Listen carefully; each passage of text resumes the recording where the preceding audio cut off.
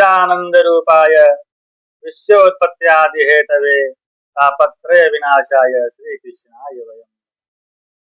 कहना है, ईर्ष्या तो न गई मेरे मन।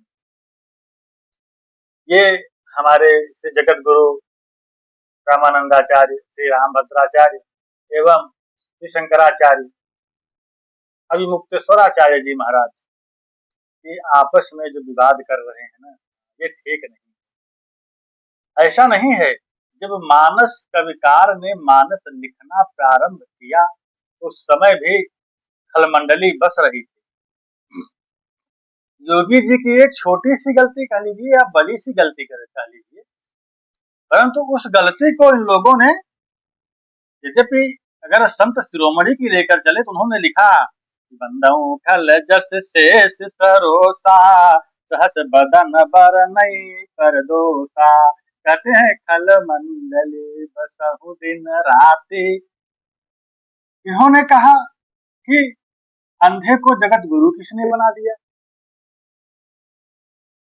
शंकराचार्य की वाणी है, मैं नहीं कह रहा हूँ। शंकराचार्य अभिमुक्तेश्वराचार्य जी कह रहे हैं कि अंधे को जगत गुरु किसने बना दिया। अरे जगत गुरु क्यों नहीं बन सकते भाई?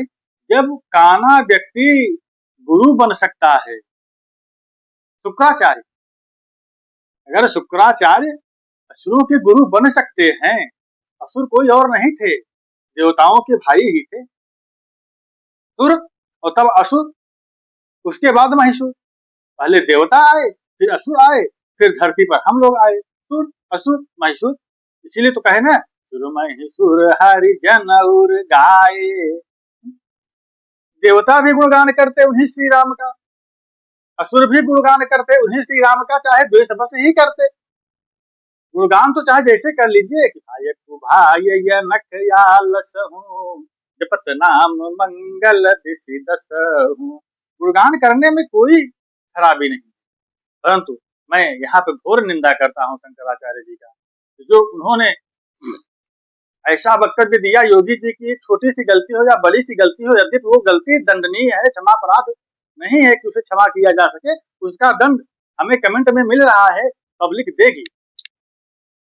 पब्लिक बराबर कह रही है कि अगर धर्म की हानि कर रहे हैं तो हम उनको दंड देने के लिए तैयार हैं, परंतु यह संत समाज आपस में वाकपटता, बाप रे बाप।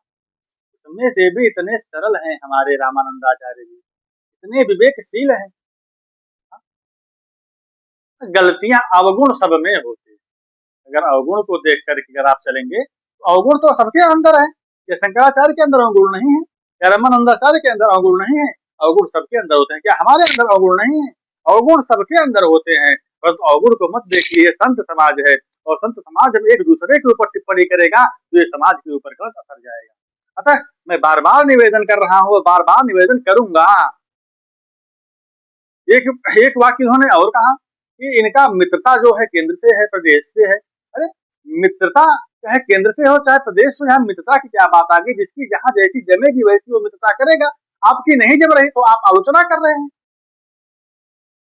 आलोचना आप करिए, करते रहिए आलोचना, आपकी बुद्धि सद्बुद्धि उसी में बनी रहे, आप आलोचना करते रहिए। इसीलिए कहा गया कि ईर्ष्या सुन गई मेरे मन से। अरे आप स्नान करने गए थे, स्नान करके गए होते, ये आपने वहां पे हठ ले दिया कि नहीं अब मुझको आकर के मनाएंगे तभी मैं स्नान करूंगा। ये हठ जो है ये अच्छी बात नहीं है। यद्यपि धर्म का अपमान किया योगी जी ने, ये बात मैं मानता हूँ, मैं इस बात से कतई मुकर नहीं रहा हूँ, परंतु आपने भी गंगा माँ की गोदी में जाकर के हट किया, जब वो आकर के मनाएंगे तभी मैं नहाऊंगा, इसमें गंगा का क्या दोष?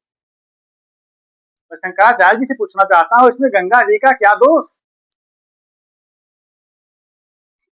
नहीं, आपको उनको प्रणाम करके स्नान करके निकलना चाहिए था वहां से। वो आते ना आते तमाचा उनके गाल पर ही पड़ता। अगर आप नहा करके आते फिर भी तमाचा उनके गाल पर पड़ता, और न नहा करके आते फिर भी तमाचा उनके गाल पर पड़ता। अतः मैं तो यही कहूंगा, ईर्ष्या को निकाल दीजिए। संत समाज आपस में जो मतभेद रख करके बैठे हैं कि वो कुछ और कहेंगे तो मैं कुछ और कहूंगा, नहीं मैं उनसे बड़ा, कोई किसी से बड़ा नहीं। जो मानस ने लिख दिया, जो भगवान की वाणी भागवत ने कह दिया, जो चारों वेदों ने कह दिया, उसी पर चलने का कार्य करिए ना। आप अपने मन की पुरानी व्यवस्था को क्यों बना रहे हैं? हमारे रामभद्राचार्य जी भी हनुमान चालीसा में कुछ छेड़खानी की तो मैंने उस समय उसका विरोध किया था। जो सतयुग से चला आ रहा, सनातन से चला आ रहा है, उसमें छेड़खानी करने वाले वो कौन होते हैं? अपने धर्म ग्रंथों को आप संभाल करके रखिए, नहीं तो ऐसे संत अगर रहेंगे तो आपके धर्म ग्रंथों की धज्जी धज्जी उड़ा करके रख देंगे। बेचे ही वेद धर्म दुर्ले। तो मैं आप लोगों से सिर्फ इतना ही निवेदन करूंगा कि ईर्ष्या को मन से निकाल दीजिए, क्योंकि ईर्ष्या तो न गई मेरे मन से। दोनों दोनों के लिए मैं एक ही शब्द बोल रहा हूँ, ईर्ष्या तू न गई मेरे मन से। बोलिए सच्चिदानंद सरकार की जय। श्री राधे सरकार, श्री राधे सरकार। कितना रहा? कितना बजे? किसी के ऊपर